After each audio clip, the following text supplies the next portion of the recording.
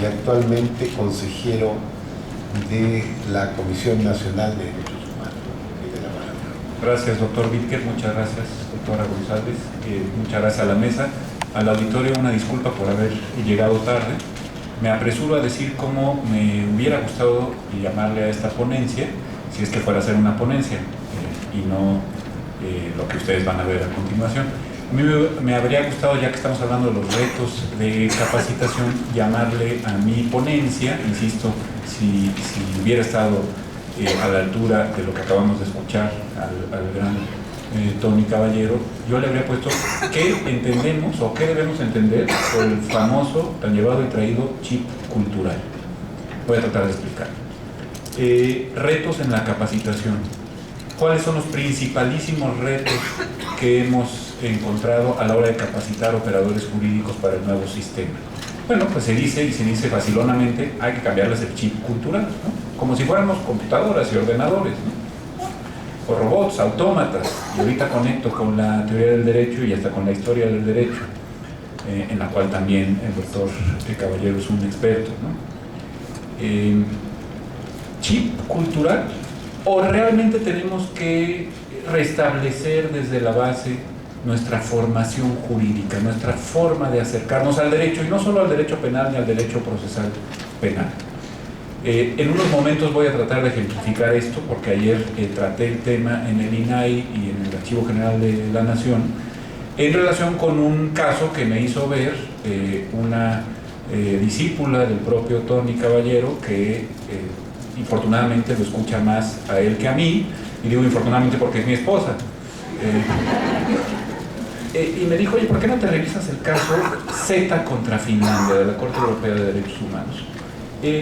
Y José Antonio tiene ahí una posición, yo no sé si lo estaba calumniando o no, pero lo citó y lo glosó, una posición que es distinta a la que sostenemos de acá de este lado el matrimonio Estrada-Marquez, ¿no? Sobre la protección de los datos personales en relación con las audiencias, con lo que sale a relucir en las audiencias del nuevo sistema de justicia penal. Y es un muy bonito ejemplo porque pone a pelear algo que en las facultades de Derecho no nos explicaban hace 20, 25 años, quizá 15, no sé si 10. Aquí hay algunas brillantísimas alumnas de mi curso de posgrado en la Facultad de Derecho, ¿no? Quizá la más brillante que he tenido, lo digo abiertamente. Y no me dejará usted mentir, Elizabeth, de que nos hemos peleado sobre esto. ¿Cómo nos acercamos al derecho y al derecho procesal y al derecho procesal penal en concreto desde una posición que es ahora principialista, de directrices y no más de normas? Voy a tratar otra vez de ser claro y gráfico. A mí lo que me enseñaron es que esto era muy sencillo y, por cierto, aburridísimo. Hay una serie de recetarios, el Código de Comercio, el Código Civil, el Código Penal, los códigos de procedimientos, la propia Constitución. Tú tienes un problema, buscas ahí la receta válida para aplicar y ya la hiciste. Que haya justicia material o no, para usar la expresión de Franz Viaker, el gran historiador del derecho privado alemán de la posguerra, pues eso, mira, tanto monta tanto Isabel como Fernando. No importa mayormente, lo que necesitas son, por eso me encantó lo que dijo el doctor Caballero, cifras. Quiero ver tus consignaciones, quiero ver cuánto sacaste esta semana. No me importa, puede ser un ejercicio, puede ser una consignación exitosa, puede ser que archives, yo quiero cifras.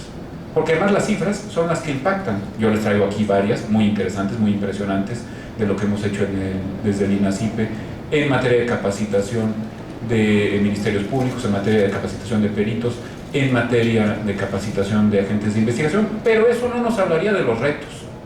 Y como ustedes ven, el reto es un reto de cambio de estructuras en la formación jurídica y en la forma en que nos acercamos a los problemas jurídicos. Y en realidad estos retos se exponenciaron geométricamente a partir de la reforma de derechos humanos del 2011.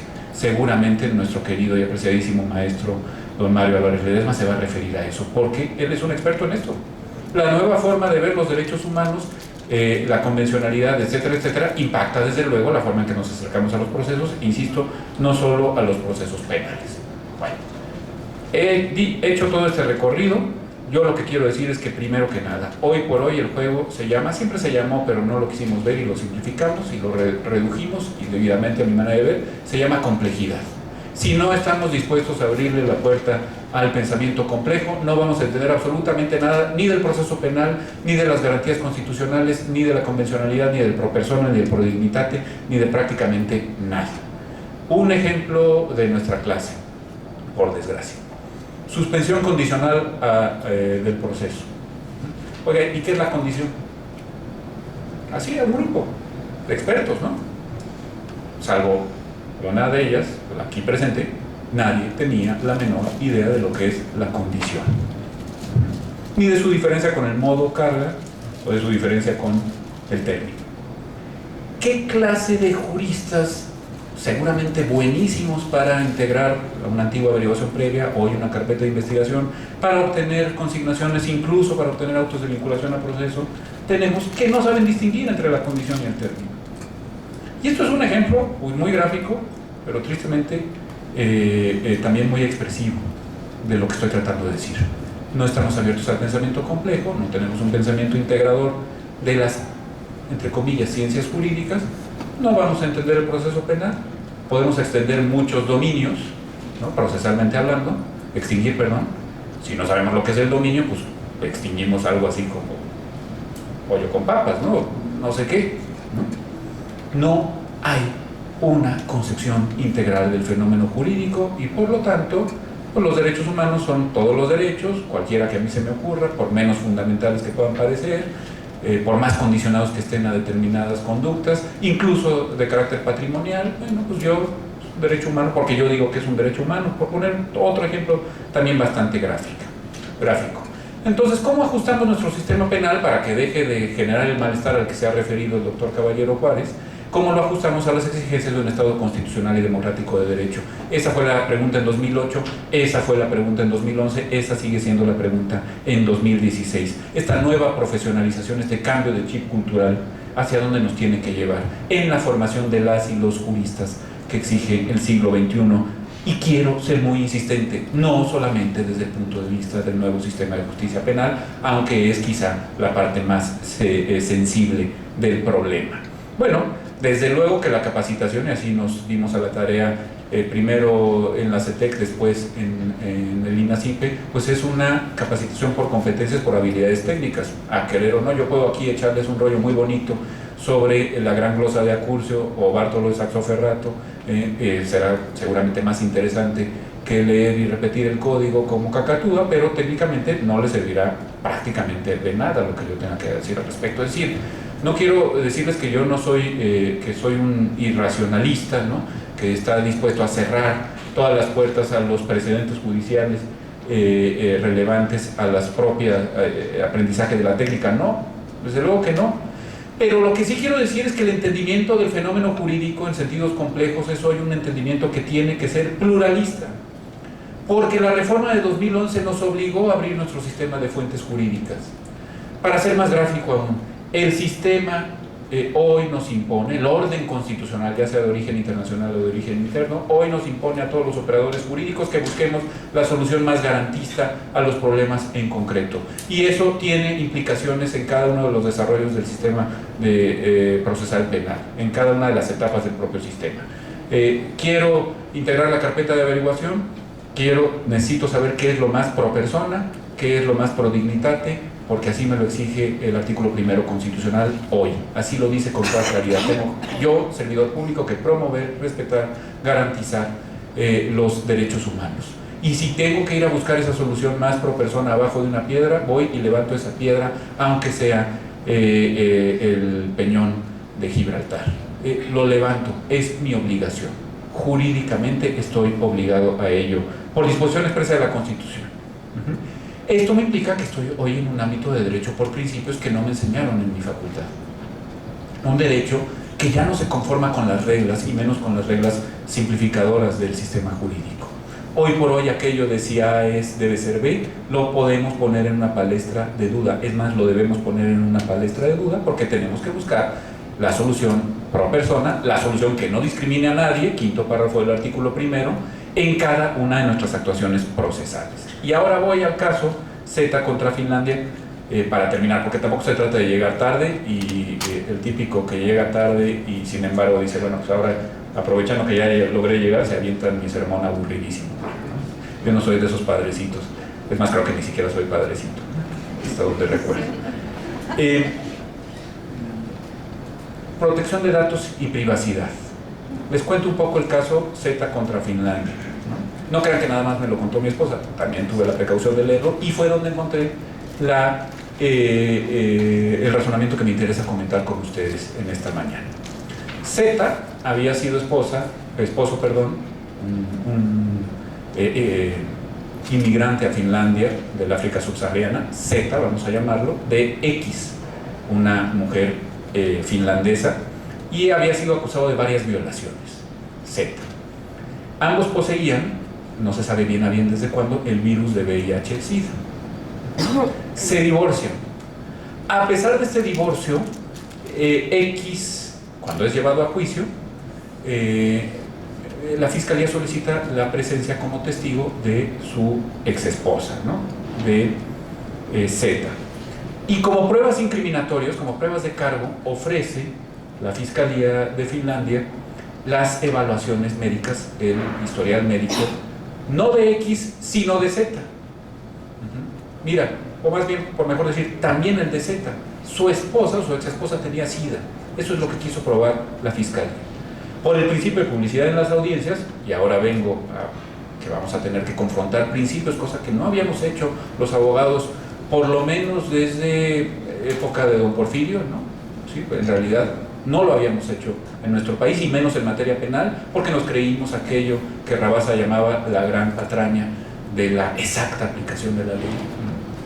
Bueno, por el principio de publicidad en las audiencias, principio de publicidad, insisto, estas evaluaciones médicas de X se hicieron públicas.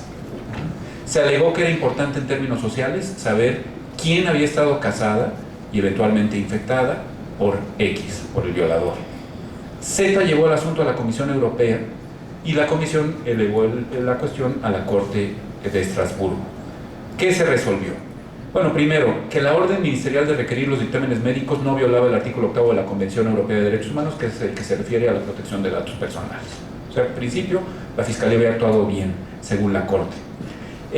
Segundo, la requisa del expediente médico de Z tampoco había violado este artículo 8. O sea, iba perdiendo de todas Z ante la Corte Europea. Tercero, el haberlos hecho públicos sí violaba, el haber hecho públicos estos dictámenes y este historial sí violaba el artículo 8 de la Convención. También, en cuarto lugar, la apertura de los datos de identidad y condición médica de Z por parte de la Corte de Apelaciones de Helsinki. Ya, ahí vamos mejorando, ¿no? Ya vamos ganando los protectores de datos, me refiero, ¿no? Y los admiradores de Z. No es necesario entrar al análisis, en quinto lugar, de si hubo o no discriminación. Por eso les mencioné que era un inmigrante subsahariano. Porque Z planteó, además de todo, están discriminando a mi exmarido por ser africano, y están discriminándome a mí por cuestiones de género. No me interesa, dice la Corte Europea, la cuestión de la discriminación, lo que llamaríamos aquí el quinto párrafo del artículo primero, porque ya hubo una violación a datos personales y ya lo resolví tal cual. Y sexto, se condenó a Finlandia a pagar una reparación por aproximadamente 200.000 marcos fineses. Le pregunté a mi esposa cuánto era esto y no me supo responder, así que la culpo de que no sepamos. Pero suena fuerte, ¿no? Marcos de Finlandia. Bueno, voy al tema de la ponderación de principios. Uno de los argumentos interesantes que utilizó Z y al que no le quiso entrar la Corte Europea, por cierto, porque era bastante complicado, es un argumento de debido proceso, o por mejor decir, de fair trial. Como explica muy bien este señor aquí a mi izquierda, ¿no? Solamente en cuanto al lugar, ideológicamente podríamos discutirlo, Tony. Como explica magníficamente en un libro que yo recomiendo por todos motivos, ¿no? El debido proceso, que publicó la Suprema Corte y Naciones Unidas, ¿no? Fair trial, son más claros los europeos, no se preocupan mucho por debido proceso y si nos lo deben y quién nos lo debe, ¿no? No, un juicio justo, un juicio correcto, adecuado, donde el partido empiece 0-0 y con 11 jugadores contra 11 y el América no esté en la cancha, ¿no? Digo, ya me corregirá don Jorge Víquez Jr., ¿no? Si eventualmente fuese juzgada por contagio infeccioso, dijo Zeta, de una enfermedad mortal, el debido proceso, aquí diríamos el efecto corruptor sobre todo el proceso, ya habría sido devastador, total, absoluto. ¿Por qué? Porque el debido proceso, el justo juicio sería imposible. Ya me condenaron, todo el mundo sabe que tengo SIDA, es una cuestión notoria. Tu tribunal se lo hiciste ver a toda Finlandia, ¿no? Digo, no sé cuántos finlandeses hay, creo que son 3 o 4, pero esos 3 o 4 ya se habían enterado, ¿no? Ya soy culpable ex ante. La Corte no quiso pronunciarse sobre eso, pero, insisto, es evidente que tenía razón Zeta, el efecto corruptor era devastador. Principio de publicidad sobre principio de protección de la privacidad, sobre protección de los datos personales, es más, les diría yo, sobre presunción de inocencia, no lo sé. Lo que sí sé es que el artículo 20 constitucional hoy por hoy dice que hay una serie de principios que rigen el proceso penal y que estos principios pueden entrar en colisión, no me gusta mucho la palabrita, pueden chocar con otros principios del propio texto constitucional, de las convenciones internacionales que forman parte de nuestro ordenamiento constitucional, y que eso nos implica necesariamente un juicio de ponderación para el cual no hemos sido educados ni formados. Y ese es el gran reto de la capacitación. Ya habló José Antonio de los criterios de oportunidad. Es clarísimo, ¿no? El tema de presunción de inocencia. No lo llevamos bien, por desgracia. Vean cómo está de vilipendiado a últimas fechas el debido proceso, ¿no? No lo llevamos bien. Nos gustaría ver a mucha más gente en la cárcel, como si eso tuviera algún sentido. Ha probado el profesor noruego Nils Christie, que hay 4 grandes países carcelarios en este mundo. Yo les voy a hacer nada más así, los voy a nombrar para que ustedes me digan si les parecen los más seguros del mundo, ¿no? Los 4 países que tienen mayor población carcelaria. Son en este orden: Estados Unidos, la Federación Rusa, la República del Brasil y los Estados Unidos mexicanos. ¿Tiene mucho sentido seguir castigando así? ¿Tiene mucho sentido tener al 40% de nuestra población en prisión carcelaria, en prisión preventiva? ¿Cuándo nos vamos a tomar en serio el ejercicio que tenemos que hacer? Yo detesté el derecho civil, lo odiaba, perdón, maestro Víquez, ¿no?